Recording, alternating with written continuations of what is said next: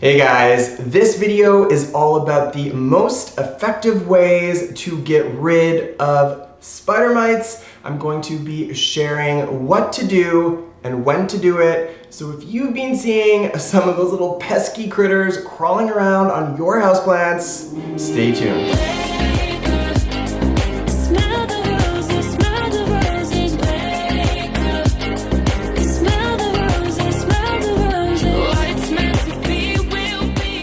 Spider mites have to be one of the most annoying houseplant pests. They are very common and prolific.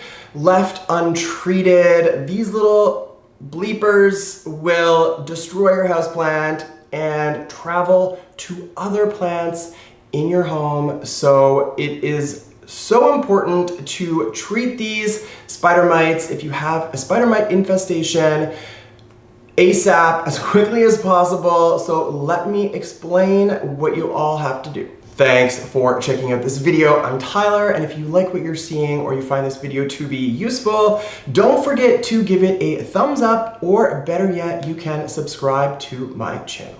Okay, so first things first, you have to know that you have spider mites in order to be able to treat them.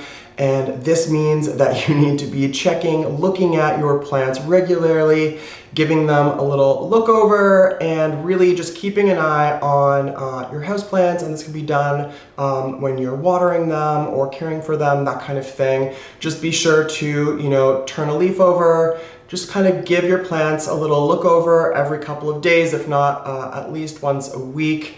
It's really important to make sure that you are able to deal with any sort of spider mites. If you do get an infestation, like I said, it's really important to be prompt about it. So how do you know if you have spider mites? So if you see little things crawling around on your plants with a ton of really small, intricate webbing, then it's very probable that you have spider mites. And Okay, so once you've properly diagnosed your pest problem to be spider mites, you are ready to attack and drop that bomb on them and say goodbye to those spider mites for good. Before I jump into the most effective way to treat spider mites, I just want to start off by saying there are things you can do leading up to this whole situation of having that spider mite infestation to really kind of prevent and avoid spider mites in the first place. So let me just quickly share those tips first. All right, guys, so I highly recommend giving plants that you are interested in purchasing a very serious look over at the nursery before even bringing them home. If you choose to purchase a plant, then once you've brought it home, you need to isolate it, or at least I isolate it, and I do highly recommend that you isolate new plants, especially if you have more than a handful, because you definitely don't want mites or any other houseplant pests to spread to your, pest-free plants at home. So I do recommend that you isolate those new plants once you're bringing them into your house, and you can treat them with some neem oil. And that's not really going to, kill spider mites on contact, but it's just gonna help kind of allow you to sleep at night and breathe easy when it comes to bringing new plants in, knowing that you've kind of taken care of business in a way that makes sense, and you've prevented, hopefully, a spider mite infestation. Now, there are some telltale signs to keep an eye out for, some of which I've already mentioned: the white little spider mites crawling around on your plants, also the nasty little spider webs that they weave, super small and intricate, very kind of close together and compact.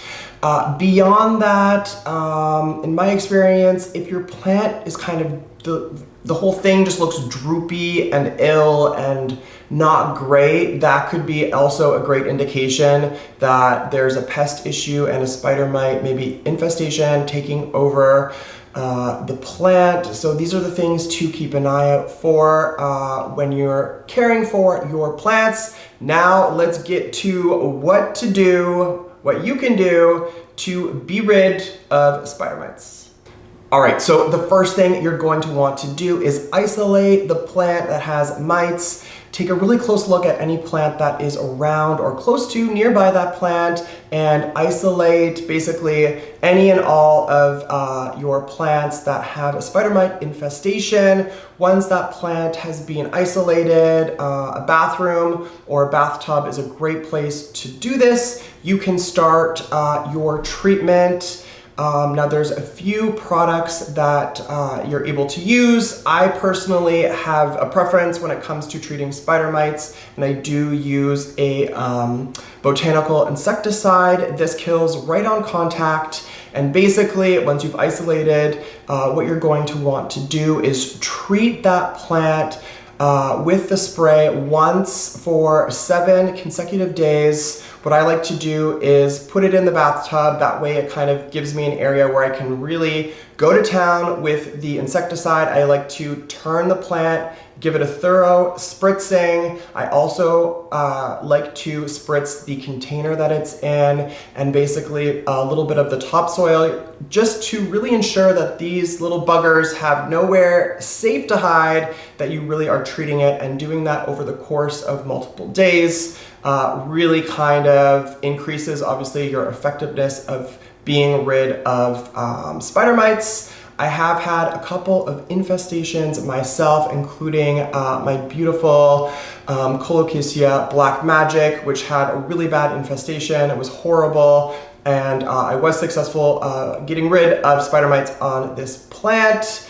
And yeah, so it's totally possible. You don't need to throw the plant away. However, that being said, if your plant is basically next to dying or really close to dying because spider mites have just taken over, then maybe, you know, the best solution is to just completely sort of dispose of the plant, and you'd want to do that in a way where you're protecting any other plants that you have, obviously. But let me share some of the products that I use to treat and that I have used to treat spider mites. So let's jump into that. I just want to start off by saying I'm not sponsored by any of these companies. So this is really basically what I use and what works best for me.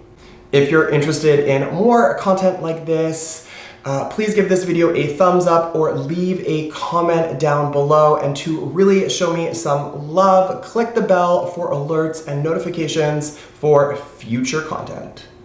Okay, so the first 2 products that I would like to mention, so this is labeled as a fungicide. The main ingredient in a product like this is neem oil. So for all intents and purposes, a fungicide or a neem oil is what I like to use when I'm first bringing a new plant into my home and just trying to be cautious and preventative.